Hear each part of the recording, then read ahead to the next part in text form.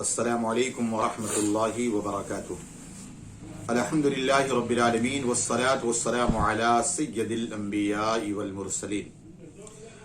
آج انشاءاللہ اس ویڈیو میں بتائیں گے کہ انسان کو کب جھوٹ بولنا جائز ہے، انسان کے لیے جھوٹ بولنے کی کب رخصت ہے، انشاءاللہ اس ویڈیو میں بتائیں گے۔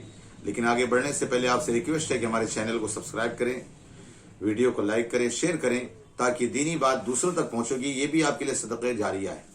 تو آئیے بتاتے ہیں کہ جھوٹ کب بولنا مرد کے لیے یا انسان کے لیے جائز ہے۔ ویسے جھوٹ بہت بڑا گناہ ہے۔ آقا کریم صلی اللہ تعالی علیہ وسلم نے جھوٹ کو کبیرہ گناہوں میں سے، بڑے گناہوں میں شمار کیا۔ اب وہ چاہے انسان جھوٹی قسم کھائے یا جھوٹی باتیں بتائے یا جھوٹی گواہی دے، کسی بھی اعتبار سے جھوٹ بولے تو یاد رکھیے وہ جھوٹ ہی کہلائے گا۔ جھوٹ کی حدیث پاک میں بڑی سخت وعیدیں آئی ہیں۔ آقا کریم صلی اللہ تعالی علیہ وسلم نے یہاں تک کہ فرمایا کہ منافق کی نشانی ہے جھوٹ بولنا۔ منافق یعنی دل کے اندر کفر ہو، ظاہر میں ایمان، تو اسے منافق کہتے ہیں۔ تو فرمایا وہ منافق ہے۔ فرمایا آقا کریم صلی اللہ علیہ وسلم نے اذا حدث کذبا، جب وہ بات کرے تو جھوٹ بولے۔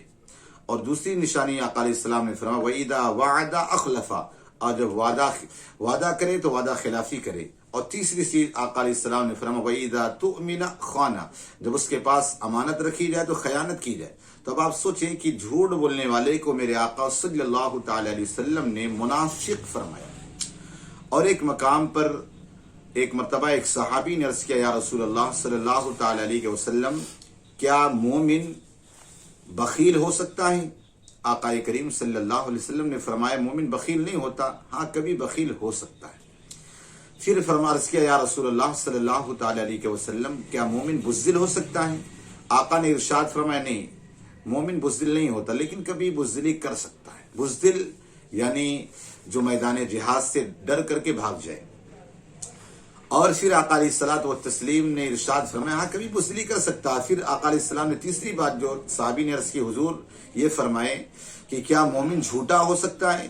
آقا کریم صلی اللہ علیہ وسلم نے فرمایا مومن کبھی جھوٹا نہیں ہو سکتا۔ تو پتہ چلا جھوٹ اتنا سخت گناہ ہے، گناہ کبیرہ میں سے شمار کیا گیا ہے۔ لیکن بسا اوقات ایسا ہوتا ہے کہ انسان کا جھوٹ بولنا یہ واجب ہوتا ہے۔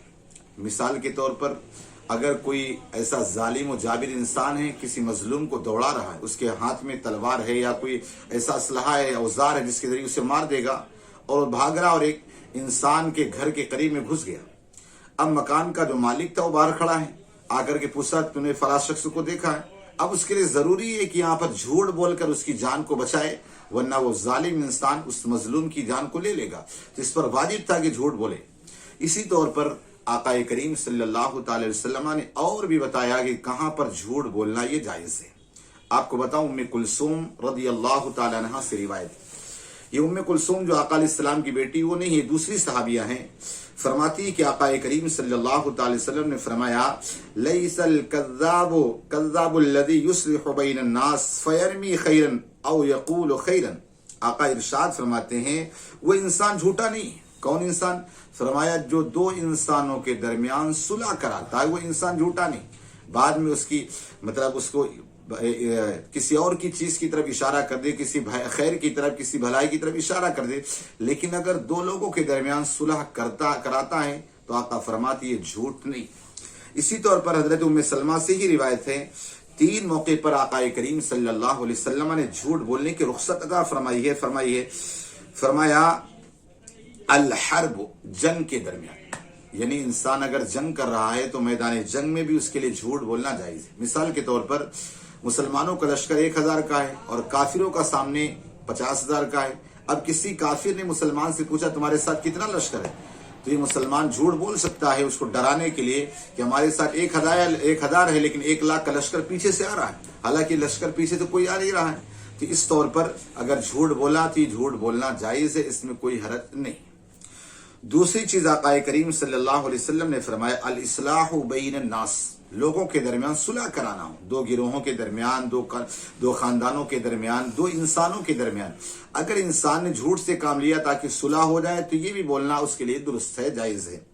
جیسے زید اور بکر دونوں کی بڑی دشمنیاں ہیں، اب تیسرا انسان جا کر اس کے پاس زید کے پاس جا کر کے بکر کی تعریف کرے کہ وہ آپ جا کر کہہ دے کہ بکر آپ کی بڑی تعریف کر رہا تھا کہ زید بڑا اچھا انسان ہے. اسی طور پر بکر کے پاس جا کر کہے کہ زید بڑا اچھا انسان تھا, وہ آپ کی تعریف کر رہا تھا, آپ کا خیر خواہ ہے.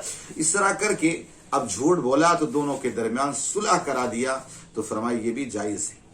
اور تیسری چیز آقا کریم صلی اللہ تعالی علیہ وسلم نے ارشاد فرمایا وحدیث الرجل امرأتہ وحدیث المرأة زوجہا, فرمایا مرد کا اپنی عورت کو جھوٹ بولنا اور عورت کا مرد کو اپنے شوہر سے جھوٹ بولنا, کس لیے؟ بیوقوف بنانے کے لیے نہیں, یہ عادتاً نہیں, بلکہ مثال کے طور پر آپ کو بتاؤں, جیسے شوہر یہ بولے اپنی بیوی کو کہ تو بڑا اچھا کھانا پکاتی ہے, حالانکہ اسے پسند نہیں آئے تو اس کا دل خوش ہوگا. اسی طور پر بیوی اسے پسند نہیں لیکن پھر بھی تعریف کر رہا کہ تو کتنی حسین و جمیل ہے. اسی طور پر یہ کہے کہ دنیا میں تجھ سے زیادہ مجھے کوئی پسند ہی نہیں, اس طور پر بولا تاکہ میری عورت کا دل خوش ہو, تو یہ جائز ہے. اسی طور پر ایک عورت نے اپنے شوہر کو خوش کرنے کے لیے اگر کسی جھوٹ کا سہارا لیا تو یہ جائز ہے, لیکن ایسا نہ ہو کہ ہمیشہ اس چیز کی عادت ہی پڑ جائے. کبھی ایسے موقع پڑ جائیں کہ انبن ہو جائے گی, معاملات بگڑ جائیں گے, تو اس موقع پر اس کے لیے اجازت ہے. تو آپ نے سماعت کیا کہ 3 موقع پر جھوٹ بولنا یہ جائز ہے, ورنہ اپنے آپ کو انسان ہمیشہ جھوٹ سے بچائے. اللہ پاک ہم سب کو جھوٹ جیسی لعنت سے محفوظ فرمائے. السلام علیکم ورحمۃ اللہ وبرکاتہ.